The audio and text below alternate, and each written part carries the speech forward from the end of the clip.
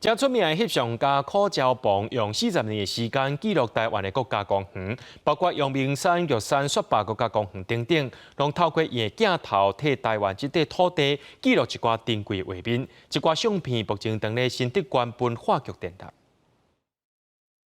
为着要将国家公园珍贵画面记录落来，就要爬过一粒搁一粒的山头，才有法度翕一张相片。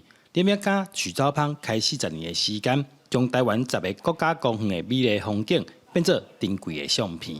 觉得蛮感动的，因为这就是很难想象，这就是我们从小长大的国家。透过我的镜头去收集这10个国家公园，然后集成一本画册，宣导说：台湾这块土地非常的漂亮。徐兆芳讲，一张好的作品必须爱先感动家己，才有办法感动别人。为着要翕好的相片，过程常常拄到真侪困难。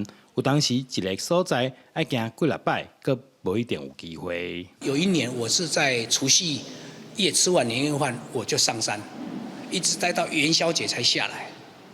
所以在那个15天当中，我就是等于14天，再加22小时，是天气完全不好，是整个人笼罩在云雾里面。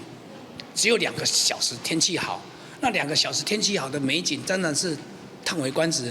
展览在新竹县文化局等到12月初4，民众透过作品会当了解台湾国家公园，也对相片内底感受台湾美丽多彩景色。记者刘君和新竹报道。